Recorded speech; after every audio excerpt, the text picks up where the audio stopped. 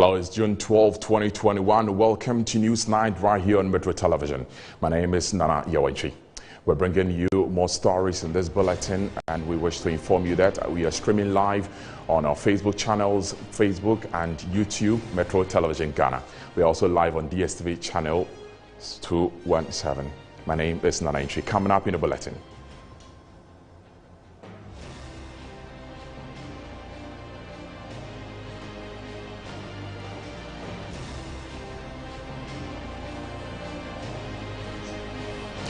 Act Now End Child Labor is a clarion call as a World Day Against Child Labor is observed today globally. We shall have a critical look into how far the country has come in ensuring the survival, protection and development of children in Ghana. Pupils in the Mofra community, the Insarom Madridri community, risk drowning as an important bridge which links them to the only basic school in the area is broken. We shall be hearing from the visibly terrified pupils and their teachers soon. Nigeria trend on Twitter globally as the country marks Democracy Day amidst protests and despite ban on the social media site in the country. We shall hear from exclusively CEO of the Ovation magazine, Chief Dele Momodu, and another journalist in the country. In business, the Integrated Customs Management System, ICOMS, has accrued to government over 18 billion cedis in revenue barely a year after its full rollout at the country's point of entry.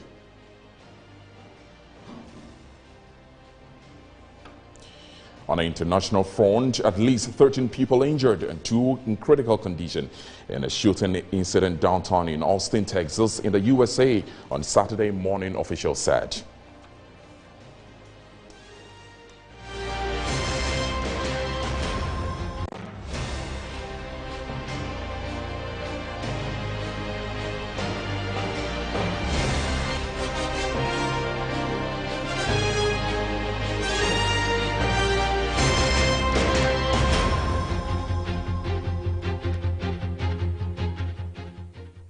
Okay, we will be bringing you updates on Ghana's game against Cote d'Ivoire in a friendly right here in Cape Coast in our country, where our correspondent Gattuso is standing by to give us. We understand the game has ended. Gattuso, good evening and welcome to News Night. Okay, we will be reaching Gattuso, but before that, we will take you straight to our first story. Today, throughout the world, about 218 million children work, mainly on full-time. They do not go to school and have little or no time at all to play. Many do not receive proper nutrition or care. They are denied the chance to being children.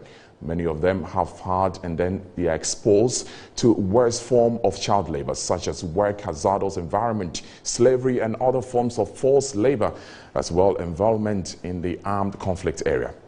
As Ghana joins the world in this day to mark the International Children's Day, to mark the World Day Against Labor, Metro News puts together this report on ending this social evil.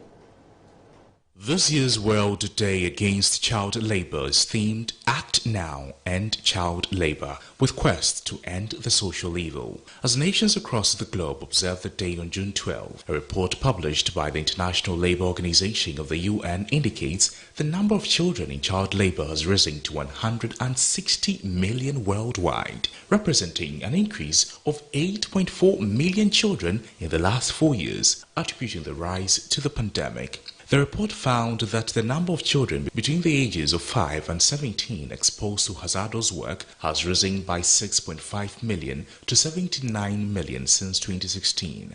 ILO Director General Guy Ryder noted the new estimates are a wake-up call. On the occasion, Antonio Guterres, the Secretary General of the UN, said on Twitter, "Child labor should have no place in today's world. Sadly, it remains a reality for 160 million children." Saturday's End Child Labor Day is a reminder that it is up to all of us to protect children from exploitation. In Ghana, however, the Commission on Human Rights and Administrative Justice, SHRAJ, says despite Ghana's strong policies in putting an end to child labor in the country, 1 out of every 10 children in the country is still engaged in the worst forms of labor. SHRAJ urged government to tackle the root causes of child labor by implementing the NPA, the National Plan of Action, and objectives until the last child in Ghana is freed from child labor. The National Plan of Action was instituted in 2009 to help the government take immediate and effective measures to eradicate forced labor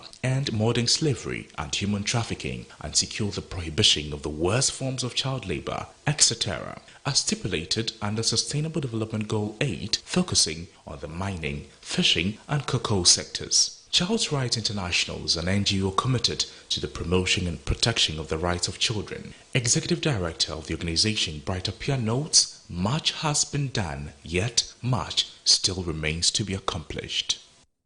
We're trying to reach contact with the Executive Director of Child Rights International, Bright Appear, to help us speak as far as this day is concerned. But before we get in, we take our next story, where we are told that pupils in the Mofra community in the Nsawam Adrodri community risk drowning as the important bridge which links them to the only basic school in the area gets broken. The pupils, their parents and teachers are in the terrified state and are calling for an urgent attention to fix the bridge. They made this urgent appeal on Metro TV's Community Watch program with Gabriel Ni Obodai Ashong.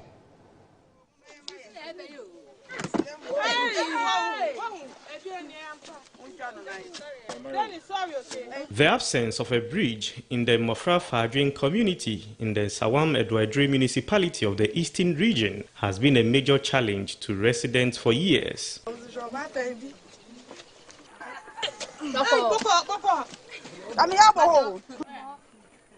It's always a terrifying situation for the over 80 pupils of the community each time they have to cross this dilapidated makeshift bridge to and through the only basic school in the area.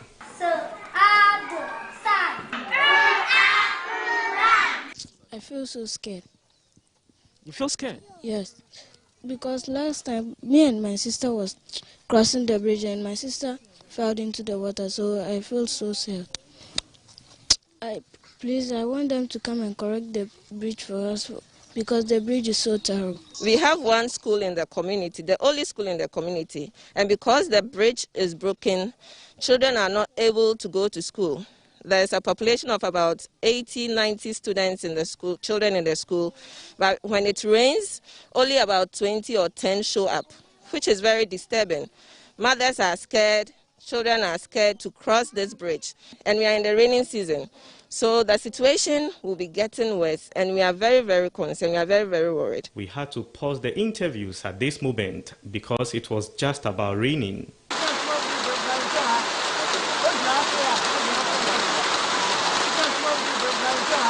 The incomplete concrete and makeshift wood bridges are self-help projects by the community members. They appeal to authorities and humanitarian organizations to support them to complete the bridges. We pray that you guys will help us. And I want you out there to help us to construct this bridge for us so we can go to school, educate these children so that they become a great leaders in future. Municipal Chief Executive for the Nsawam Adrodri municipality, Isaac Boabing, explains how the bridge will be fixed. This is a community self-help project. So they have a budget allocation, which is a self-help project allocation. But if it is fund is not available, what we have to do is to review the budget. We are about to review budget. So the assembly member quickly should write, as a matter of urgency, should write in the form of a request to the assembly so that if the self-help support cannot fix it for them, we'll inculcate it in our review budget. Metro News and Community Watch will follow up and keep you updated. From Nsawam, this is Gabriel Ni Obodai Ashon reporting. In other news, educationist and strategist Ni Ama Ade has said the petition filed to investigate Dr. Dominic Eniba, the Judicial Secretary, over the comment he made in an earlier interview. Needless should one consider the context in which the comment was made.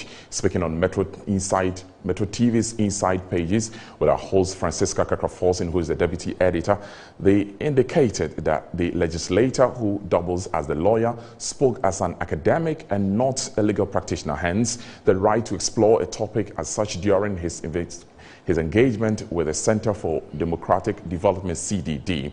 But Benjamin Addy is a legal researcher and an author, said if the comment had been made on a different avenue, it might not have been caught in attention that is being given now.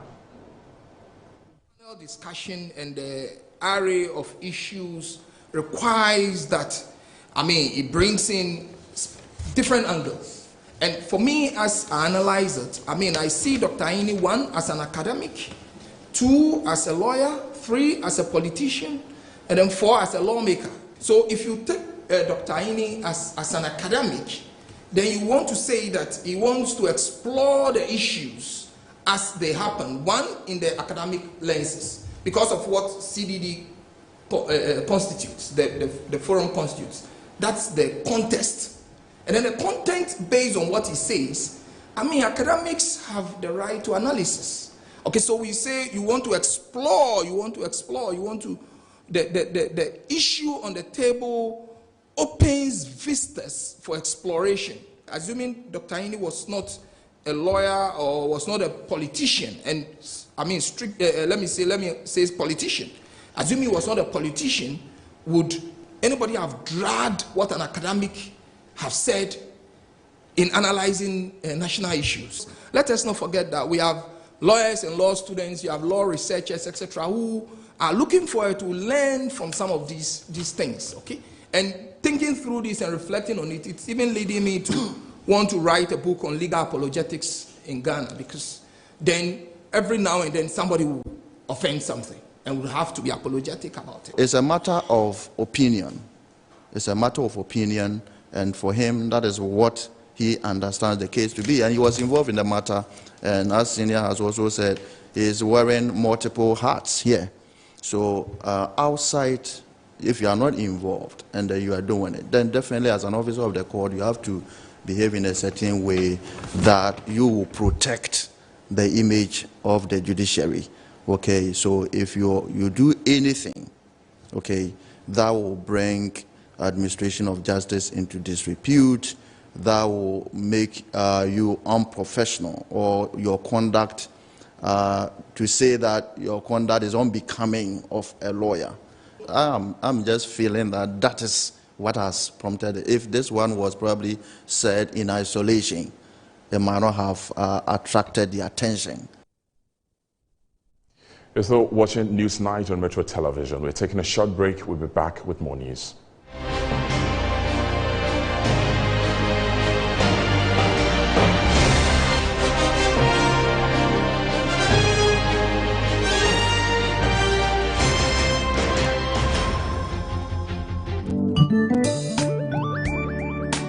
In Ghana and in Africa, there is only one place to look to get that luxurious design and decor for your offices and homes. Visit Jamila Home. We give you the climax of luxury wherever you find yourself. Presidential and executive office furniture, living room sets, dining set, stunning mirrors, adorable wallpapers, lovely king and queen size beds, valuable antiques and antique goods, beautiful chandeliers and more. Into the bargain, we provide caring customer service, prompt delivery service, skilled and artistic full house design and decor services, and free decor ideas for your space. Our products and service is unparalleled, boasting of top-tier clients all over the globe.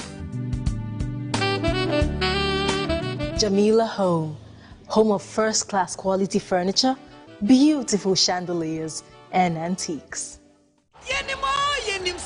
Football pa and nothing high sense as sponsor Euro 2020 Edia Mauno Nesa Suntina Yatiti TV say who Edia Mauno a high sense Euro 2020 TV super promo can who brand new high sense TV and what that for pictures near clear na color near deep sound quality this so dear one it here high sense TV so dear extra power about down one access you are akona utusa barefoot. If it's 18th June, I call him 11th July.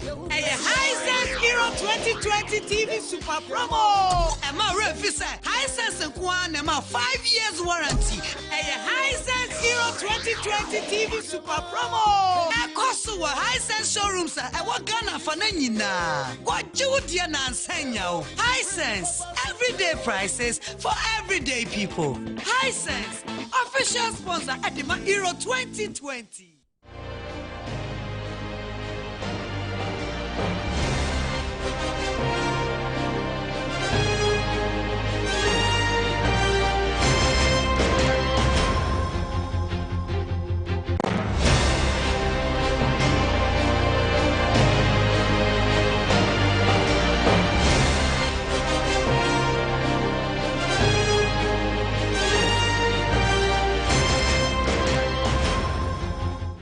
You're welcome back. Still watching Newsnight on Metro Television. Now let's focus our attention on the Nigerian story, as we're told that the major development in the sister country Nigeria.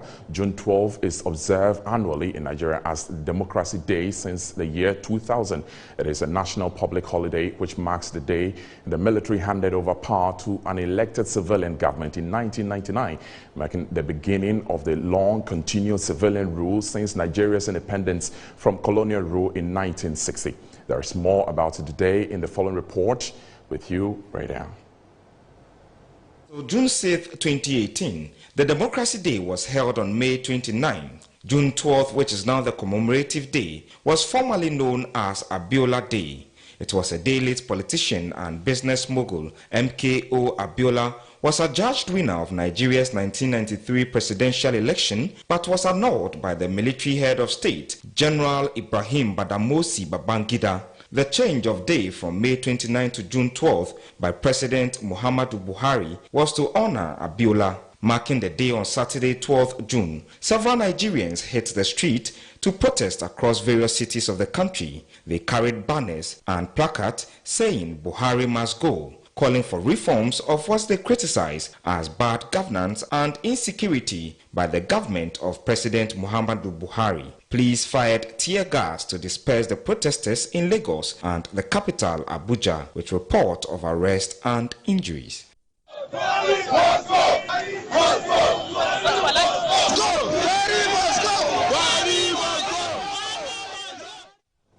Nigeria marks its Democracy Day today, 12th of June 2021. In a commemoration day, the President Nigeria, Muhammadu Buhari, has ordered security agencies in the country to swiftly but safely rescue victims of kidnapping and bring protesters to justice. According to him, the past 2 years of his tenure has plunged into security challenges in the form of violent outrage, which has led the loss of lives of some innocent people. He added some Nigerian criminals have also taken undue advantage of the difficult situation and profiteering thereof. He, however, said the government is taking several measures to address the security challenges in the country.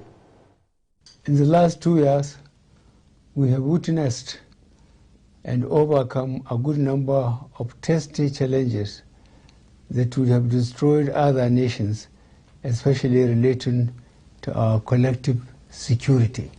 Unfortunately, some of these challenges came in the shape of violent outrages, leading to loss of lives.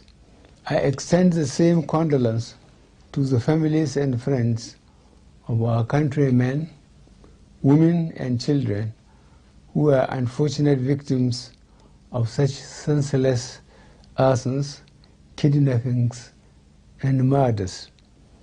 I also share the pains of families and direct victims of ransom seeking, kidnapped victims who went through unimaginable trauma in the course of their forced imprisonment. And I immediately order security agencies to swiftly but safely rescue victims and bring perpetrators to justice. Okay, we're now joined from Nigeria via Zoom by the Chief Dele Momodu, who is the CEO of the Ovation magazine. He's a businessman and also publisher of the Ovation International, to discuss this further. A very good evening to you and welcome to Newsnight, Chief. Good evening, Metro TV Ghana. How are you? We're doing great. Thanks so much for your time. You were so close to Abiola, in whose honor the day was set for June 12th, and a key advocate for democracy, for which you went into exile at the same point. Give us a brief background to the Democracy Day in Nigeria, and why does Abiola resonate with Nigeria on this occasion? On June 12, 1993, there was a presidential election in Nigeria, which was adjudged the best, the freest, the fairest in the history of Nigeria. It was won by Chief Moshood Kashimawo Olawale Abiola, a business mogul, a newspaper proprietor, a serial entrepreneur, and definitely one of the wealthiest men of his generation. He had worked assiduously for it. It was not a fluke. He walked around the country. If you were looking for a man of unity, he was such a quintessential man of unity. And everyone loved him from every part of Nigeria. It's difficult to find such a man today in Nigeria. He was a man of peace. He reached out to students, he reached out to farmers, he reached out to Muslims, he reached out to Christians. He was everywhere.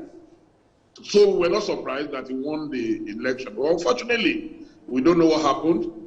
The military at that time, led by President Ibrahim Badamasi Babangida, decided to cancel the election midway to counting the results, announcing the results. And so trouble started.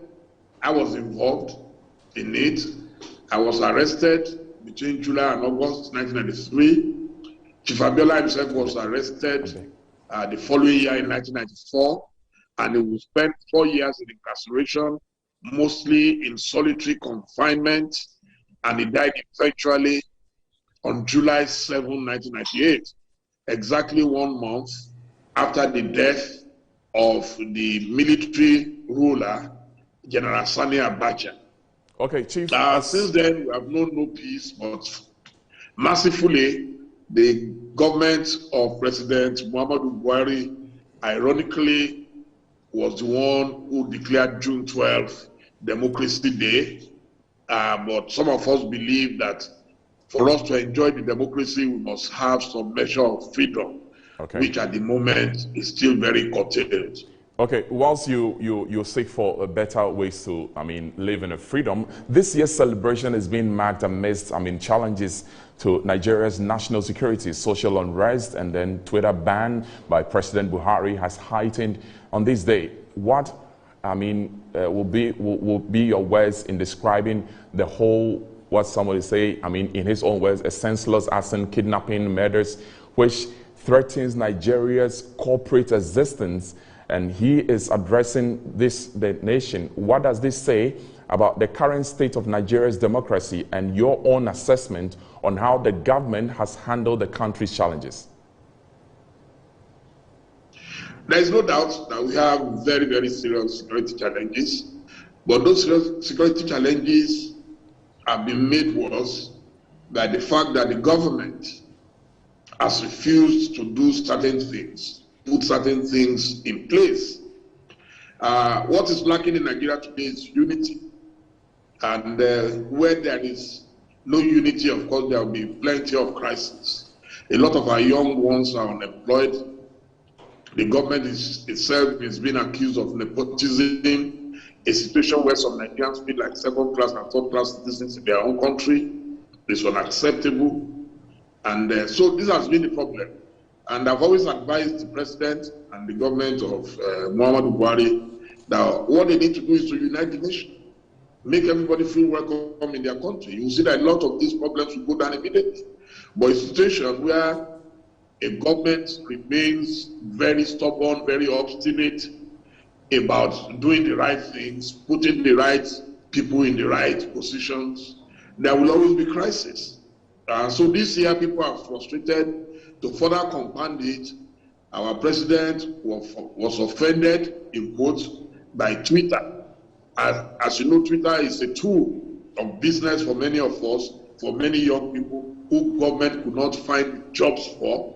And so the 40 million people who are on Twitter in Nigeria, most of them now cannot tweet, they can't do anything, so they are frustrated. So they have further alienated the government from the people. And my advice to the president, because I'm sure he doesn't know much about Twitter. I'm sure some people must have disadvised him that Twitter is the enemy of Nigeria, is that you must continue to provide something for the young ones. Idle hands would always find something to do, and that has been the problem. So, about who will persuade our government that, look, you can't be fighting everybody. That's it. But my candid opinion and advice to President Muhammadu Buhari is that this thing is not as difficult as it seems. It's not rocket science. What you need to do is to make sure that you reach out to every part of Nigeria. Once you become a president, you are the father of the nation, you are the father of everybody. A lot of us worked for you in 2015. A lot of us rejoiced. In fact, most Nigerians rejoiced in 2015 when it came because they expected a miracle to happen. There were loads of promises. Most of those promises remain unfulfilled, and that is why people are frustrated, they are disillusioned, and they are cracking up. And so they are ready to challenge the government. Okay, thanks so much. Thanks so much, Chief Dele, for your advice. I'm sure the government will pick some few words and then move on. We've been speaking to Chief Dele Momodu, the CEO of Ovation Magazine. Newsnight takes a short break. We'll be right back.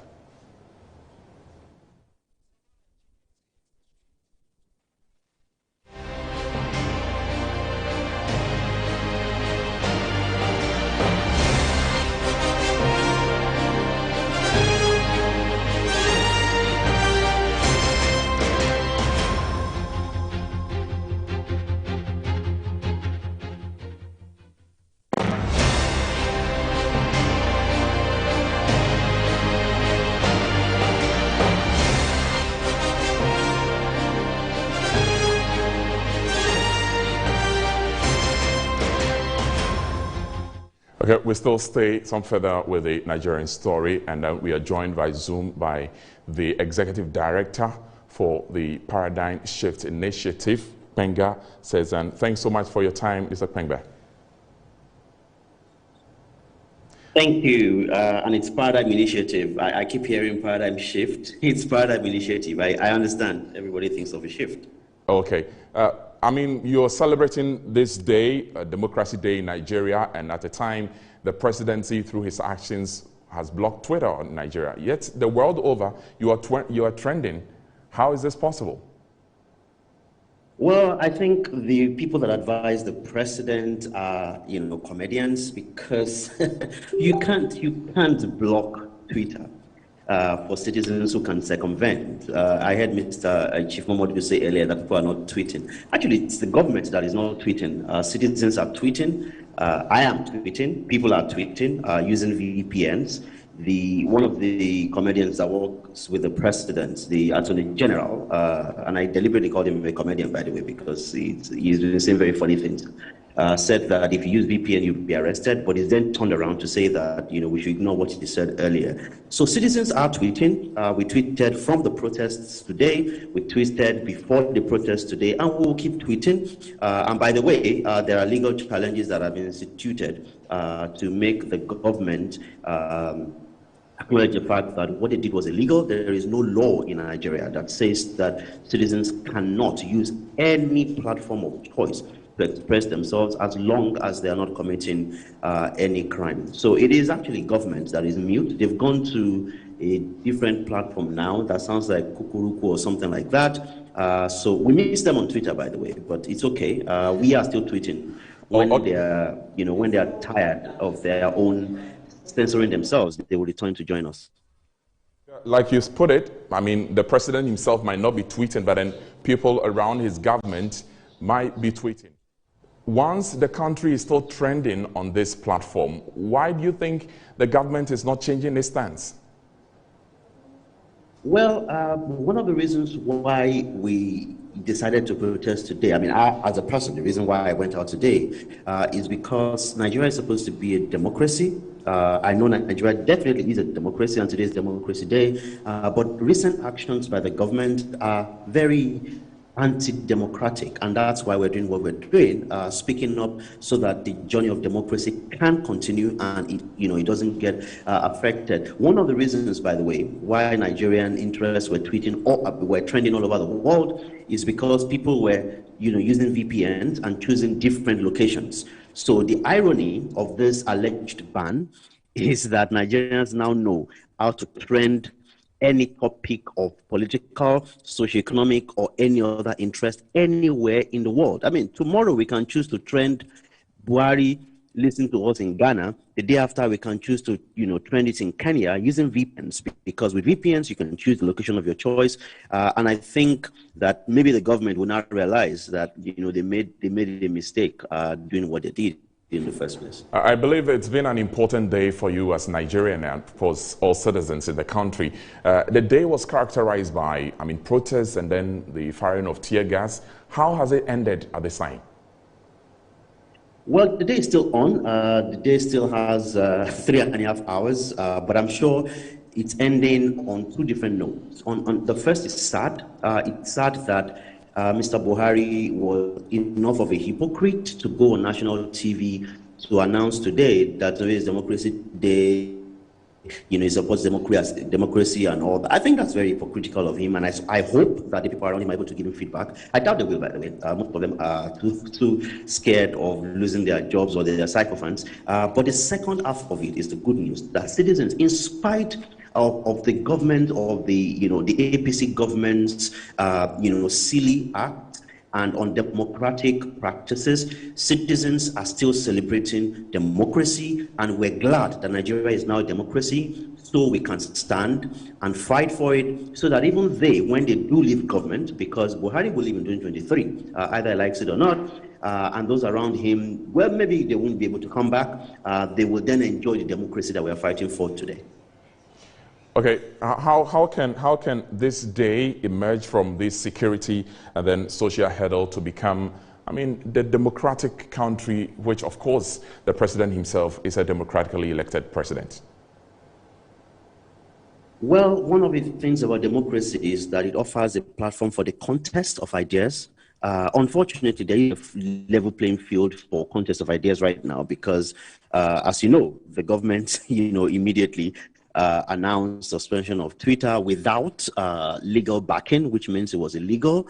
But the good news is that these acts are now, showing the need for more citizens to get involved and to introduce ideas and policies that will make sense within Nigeria. I work in tech, for example. I work in digital rights, I work in digital inclusion, and because of the things that we have seen, we're now able to make sure that we train more people on how to circumvent and use the internet when government decides to do silly things like shutting down some websites. So yes, it's sad that these actions are happening, but it's also great that citizens are able to learn many of the things that they can do to stay online and to continue to enjoy democracy as they should. Most grateful for your time, Kpenga Cezanne, for joining us on Newsnight. Kpenga Cezanne is the Executive Director of Paradigm Initiative. He joined us from Nigeria as the day marked the Democratic Day. We're taking a short break. We'll be right back.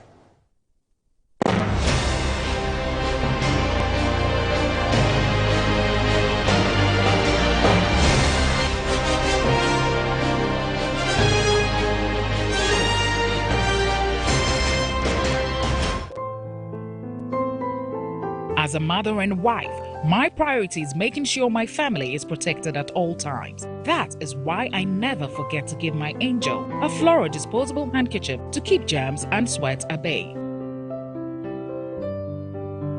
When Habi is out in the field, I'm rest assured of Flora coming in handy anytime he needs it. Even when my daughter Na is out late, I am confident Flora disposable handkerchief will be close enough to save the moment. Flora disposable handkerchiefs are my go-to disposable handkerchiefs any day, anytime, and everywhere. Flora disposable handkerchiefs is affordable and handy. Flora, better than cloth handkerchiefs. Flora is a product of Delta Paper Mill Limited. For inquiries and bulk purchases, call 0243 033 033.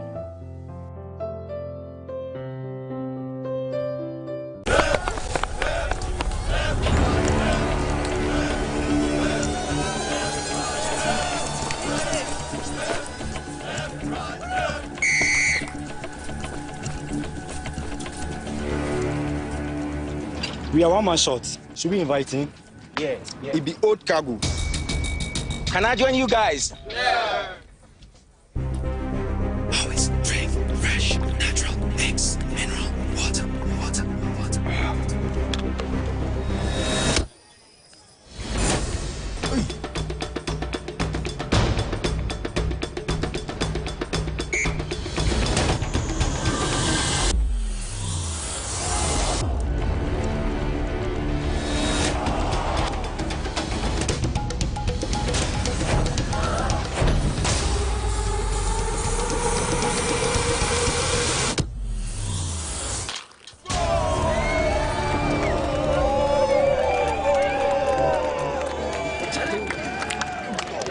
You still got it.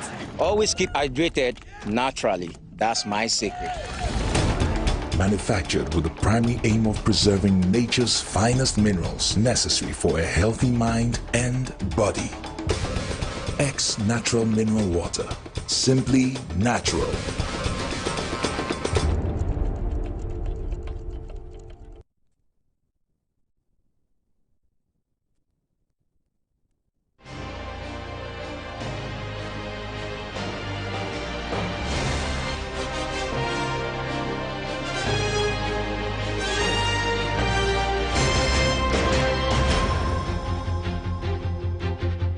You're still watching News 9 on Metro Television. Up next is Business with Kenneth. Thank you very much, Nanentri. Business is up next. Stay with us.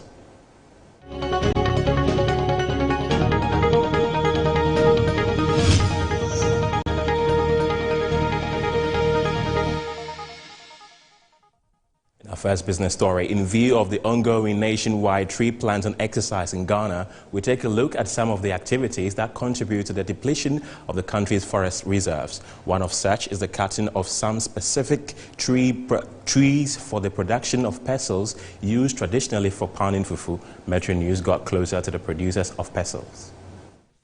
A visit to the production site revealed a number of different types of wood species being worked on to produce pestles. How to get the final product, the producers say, is an arduous task.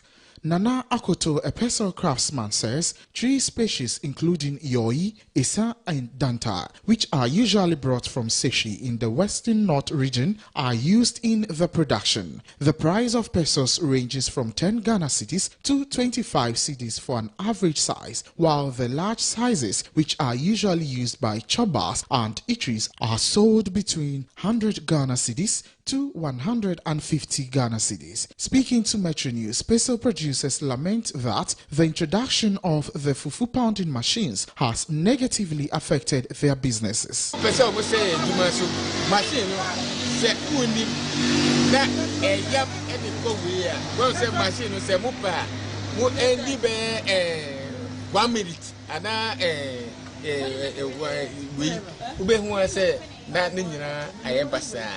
Odi machine no odi dia edi wa manu wono a difference wo machine no odi isi okaka na asai ayefutu e mayare na so anyhow nti ya na mafo pe machine ndenya. On the debate on using the fufu pounding machine instead of the local pestle and mortar, the Eastern Regional Director of Environmental Protection Agency, Felix Aduchire, advised pestle manufacturers to venture into large-scale tree planting in order to produce on a large scale, in line with the preference of many Ghanaians. We need to have a woodlot for this kind of species. I mean the Isa and then the Yoi trees and the other one. We can have a large tract of land, we plant them and then we can harvest them for this purpose. So we need to encourage the farmers or the producers of this person to do that so that we don't get them out of job. They will continue to be in job, but we get these things grown, woodlot, big woodlots, and then we can harvest them. The Integrated Customs Management Systems has accrued to government over $18 billion in revenues barely a year after its full rollout at the country's points of entry. Commissioner General of the Ghana Revenue Authority, who made these revelations during the Financial Intermediation Award ceremony, stated the system also helped to seal revenue leakages and enhance operational efficiencies at the various points of entry. The Integrated Customs Management System was introduced to provide swift customs clearance, seal the leaking national revenue basket, and to facilitate trade at the country's ports and borders. Total revenue accumulated by the ICUMS for government at the end of last year, 2020, was 11.5 billion, with total revenues also accumulating from January to April this year, amounting to 6.61 billion Ghana cedis. Commissioner General of the Ghana Revenue Authority, Reverend Amishadai Owusu Amoah, during an event to honor outstanding financial intermediation institutions, said the economic benefits of its implementation in the medium and long-term prospects will be phenomenal. Last year, we introduced the ICUMS, the Integrated Customs Management System. When we started, many had concerns, and initially there were a lot of hula baloo in the ports. But we were committed and we knew where we were going. We pushed very hard and we had to fix all the issues. And today we have seen that in 1 year, the ICUMS system has brought in over 18 billion, which is the first time in a year that customs revenue had moved that high. In fact, since June last year up to now, we are doing between 300 and 400 more per month than we were doing before the introduction of the ICUMS. Today, when people are importing goods, even before the goods arrive, they can go ahead and then raise their manifest and then start, you can even pay for your import duties before the goods arrive. He also mentioned that the Commission is working assiduously to widen the tax net and also expand its point of payment throughout the country. This just past June 1st, we have started saying that we are not taking any more checks to be paid in our offices. If you want to deposit any check, go to any of the 22 banks and pay. In fact, from 1st July, we are collapsing our teller shops within the GRA. Our strength is in collecting revenue, not collecting money, cash. We call this cashless. And we want to make sure that we are able to allow people to do their filing and their paying. The Director General of the authority also received awards from organizers of Business Executive Awards for his leadership so far.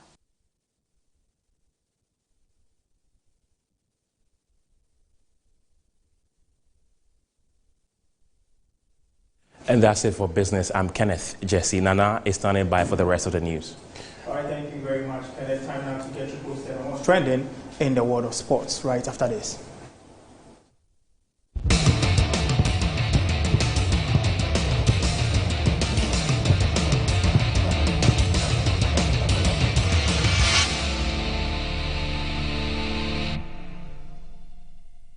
All right, so the Black Stars of Ghana have been held to a 0-0 drawn game in Cape Coast by Ivory Coast. It's been a game that has been largely characterized by poor showing from the Black Stars of Ghana, but our correspondent Gideon Ochinerim is on the grounds, so let's get talking to him right about now. Gideon, if you can hear me, good evening and welcome to Metro TV News.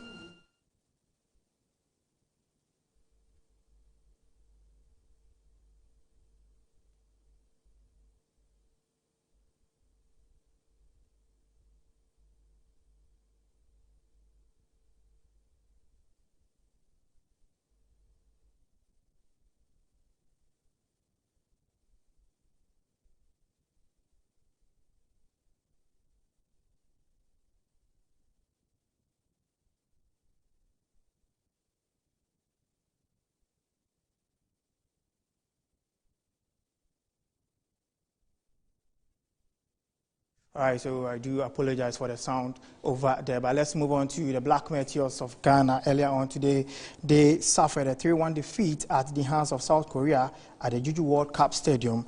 The defeat means that Park Kwesi Fabian and his Chargers have suffered or conceded 10 goals in 3 games. Can he keep it in play? He does. And so the pressure is still on as the cross comes in. Second time of asking, and straight in the net it goes. Captain has led by example from that corner kick, and Lee Sang-min has got his name on the score sheet. Position. If they can play this well, I think we'll see the second goal. Floated in. Missed a few heads against the goalpost, and eventually it's goal number 2. I would not want to call Mutala okay, that I would not say. But well, it looks like your mouth went a bit too quick. I'm sure. In the box, they react very quicker than the Black Meteors in the box. So I'm not surprised. With just 1 red shirt, with 3 yellow shirts around him, he managed to get a goal. This is a poor goal to concede. All right, so away from that, let's get back to Gattuso, who is on the grounds at Cape Coast. Ghana drew 0-0 to Ivory Coast. Gattuso, if you can hear me, what's the latest after Ghana drawing 0-0 to Ivory Coast?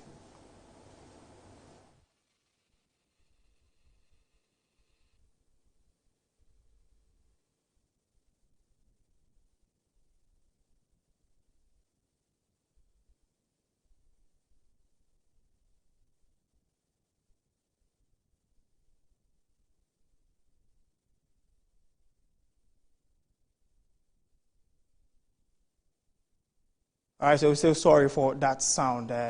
Hitches over there, but let's move on and do some Euro 2020 highlights right about now. Yesterday, Turkey suffered a 3-0 defeat to Italy.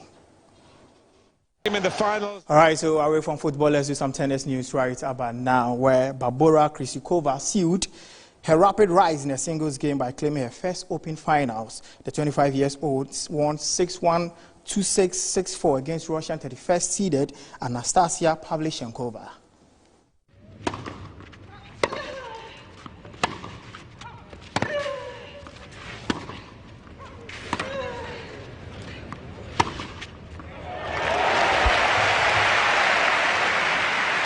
Barbora Krejcikova.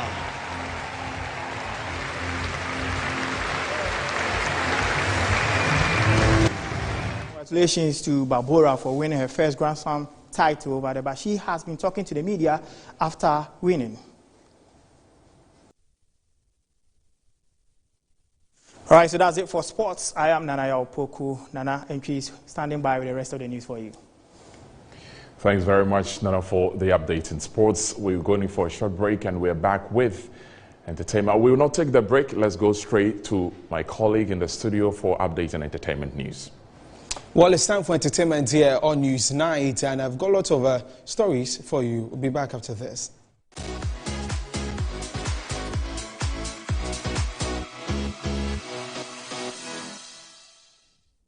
My name is Desmond Okrekudanso.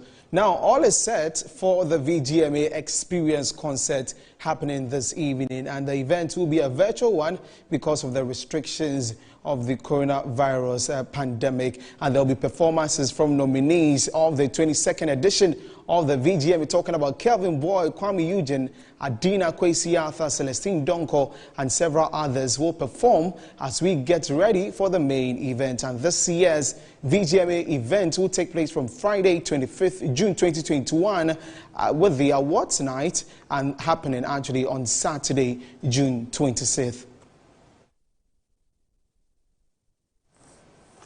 Away from the VGMA, let's talk about Kanye West and his ex-wife. Now, the American rapper has unfollowed his estranged wife, Kim Kardashian West, and her family's handle on Twitter. And this comes after the reality star made some explosive revelations in the finale of Keeping Up with the Kardashians. Old rapper has removed the reality star and her family members, including Kim's mom, Kris Jenner, brother Rob Kardashian, and sisters Kourtney and Khloe Kardashian, and Kendall and Kylie Jenner from the list of people he follows on Twitter. He, however, still follows his ex-wife on Instagram. Kim Kardashian, in February, filed for divorce from the Yeezy founder, and it appears the rapper has taken the next step in officially ending their marriage. Kim, who is 40, revealed in the finale of Keeping Up with the Kardashian show that she had some huge problems with her husband, which led her to file for divorce from him after almost 7 years of marriage. She also told her mom the sad truth that she was no longer interested in her relationship. After turning 40 this year, I realized, like, no, I don't want a husband that lives in a completely different state. Multiple reports suggest Kanye West is now dating model Irina Shayk, as they both were seen jetting to France to celebrate Kanye's birthday earlier in the week and came back together in a private jet. An insider source revealed that Kim is fine with it and just wants him to be happy and healthy as she focuses on her kids. Kanye and Kim got married in Italy in 2014 and share 4 children. Northwest, who is 7 years old, Saint West, 5 years old. And that's it for entertainment here on Newsnight. My name is Desmond Okrekodan. So back to Nana Entry for the rest of the news. Thank you, Starboy. I don't know where you're going, after the bulletin. Well, of course, the VGMA Experience concert is on, so I'll be around. Yeah. Okay. Newsnight is taking a short break. We'll be back with more stories.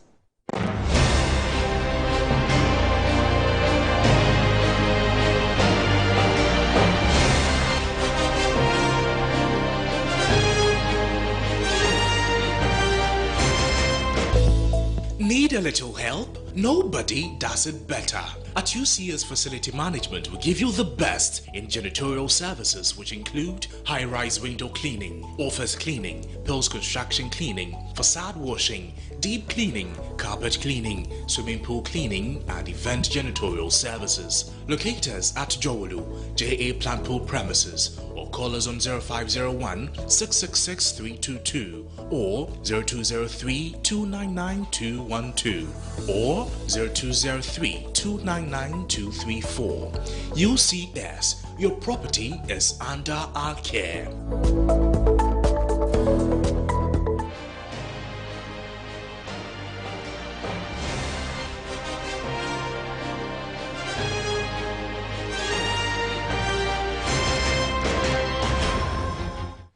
Still watching Newsnight. Remember, our bulletin is live on Facebook and YouTube on our handle, Metro TV Ghana. We now go for international news.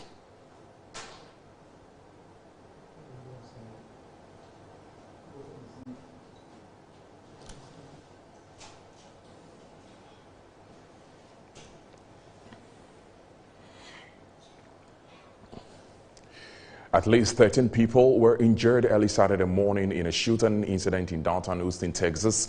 Officials said the 2 of the people injured are in critical condition.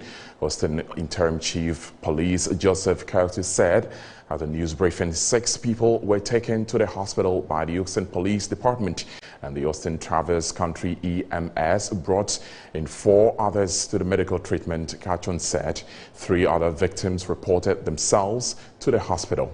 Police have a very general description of the suspect, and the incident appear and they are isolated to the area, but he could not say for certain that there were not additional public danger because the suspect is not in custody. Detectives from the Aggravated Assault Homicide Organization Crime and Gang Unit are involved in the investigation.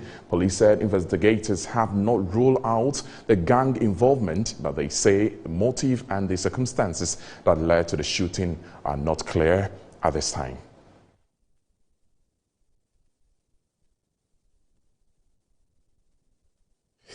Okay, that'll be all for Newsnight, but before we take leave of you, a recap of our top stories.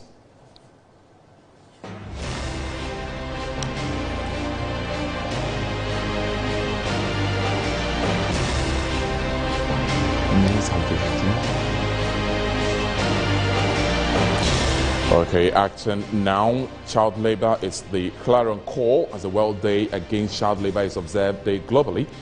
As we take a look into the story and spoke to international child rights activists.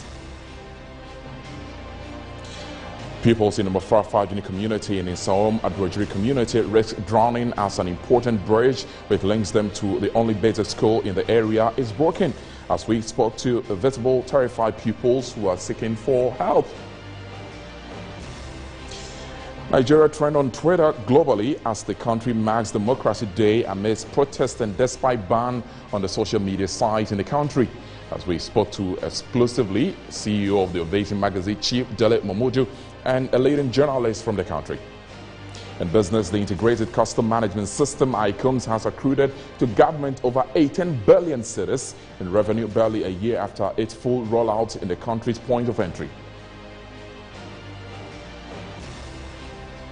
And on the international front, at least 13 people injured in critical condition in a shooting incident in downtown Houston, Texas, in the United States of America on Saturday morning, officials said.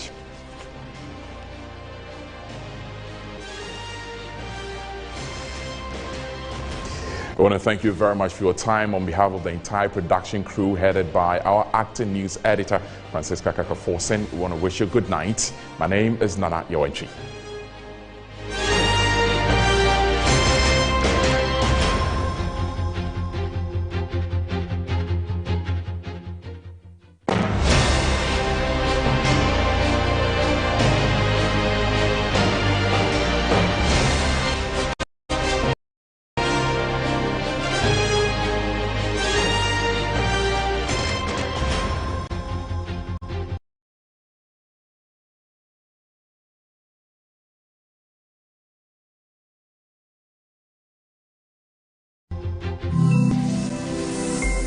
Metro TV.